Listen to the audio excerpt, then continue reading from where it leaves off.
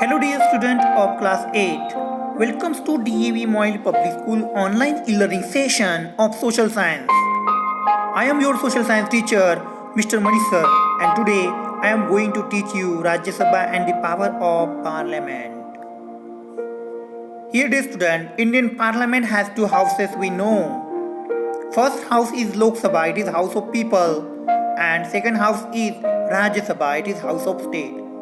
In previous period, we have learned about Lok Sabha, and now today we are going to about the Rajya Sabha. Dear student, the maximum strength of Rajya Sabha is 250. Out of these 12 members are nominated by the President of India, and the remaining 238 are elected from the state and union territories by the elected members of state legislative assemblies. The 12 nominated members are distinguished personalities who excel the various fields of art, literature, science, and social service and sport. We know Sachin Tendulkar is the member of Rajya Sabha because he is from sport. A present Rajya Sabha has 245 members in Rajya Sabha. So, qualification, dear student, the qualifications of the Rajya Sabha is to become a Rajya Sabha, a person must be a citizen of India and not less than 30 years age. Here, the Rajya Sabha is known as Council of State. Maximum 20 to 150 members is there in Rajya Sabha, and it is permanent body. It has a special power to declare that is necessary and expedient in the national interest. So dear student, the presiding officer we know, the Vice President of India is the ex officio chairman of the Rajya Sabha. Remember this, the Vice President of India, ex officio chairman of the Rajya Sabha. Like the Lok Sabha speaker, he also presides over the meetings of Rajya Sabha, conducts its proceeding and maintains the discipline and decorum of the house. Okay, dear student, the Rajya Sabha elects its deputy chairman also from amongst its members who perform the duties of the chairman in absence of Vice President of India. So dear student, it is all about the presiding officers of Rajya Sabha. Here are some functions. See,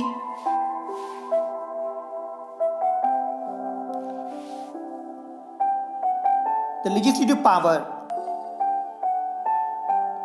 The parliament is the highest law-making body. It makes laws on the subject enlisted in the union list, the concurrent list, and the all other list. Under special circumstances, it can also make a laws on the subject given in the state list. Means lawmaking is the functions of parliament or power of parliament.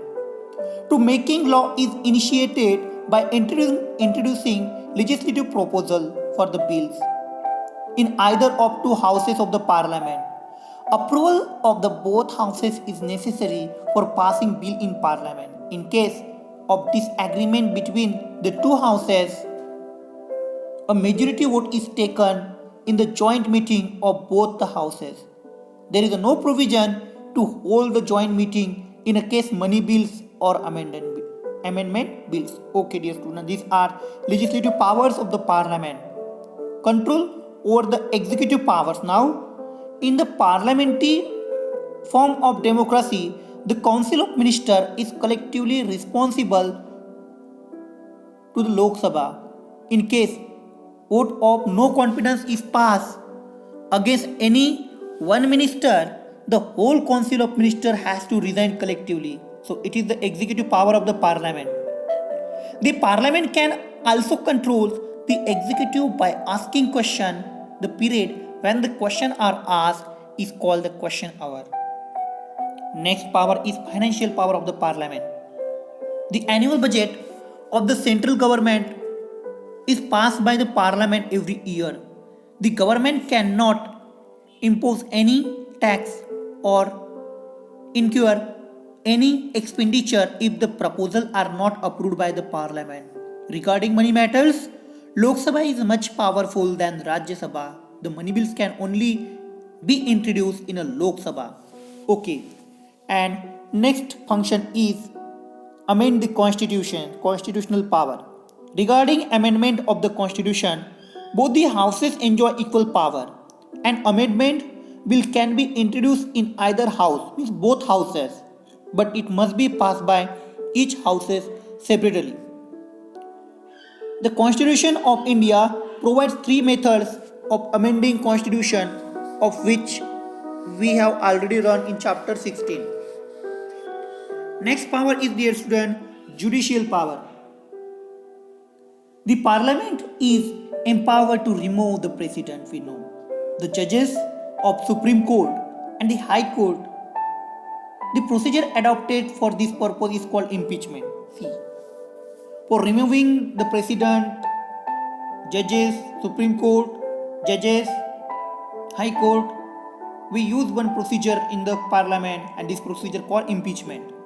For this, resolution has to be passed by both houses of the parliament by special majority and absolute majority of total membership of 2/3 majority of member present and voting of each houses during the same session.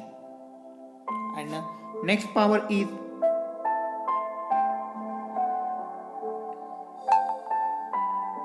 electoral power. The member of parliament exercise their right to vote to elect the president and the vice president of India. These are the electoral power, and other power also is there. So dear student, here these are the functions and powers of the parliament. So parliament is the institution for making law in the country. Okay dear student, here there's some pictures, some images of the Prime Minister of India. We know the majority party's leader become a Prime Minister of India. In present Prime Minister of India is Shri Narendra Ji Modi, and first Prime Minister of India was Pandit Jawaharlal Nehru. So dear student, it is all about the Rajya Sabha and Parliament, power of Parliament. I hope you understand today's topic. So here the assignment questions on today's topic. You should write these questions in your copy properly and write its answer. Okay dear student, thank you for watching this video and thank you for making me a part of your day. Have a nice day ahead. We will meet in next period with new topic, with new joy. Thank you for today. Have a nice day ahead.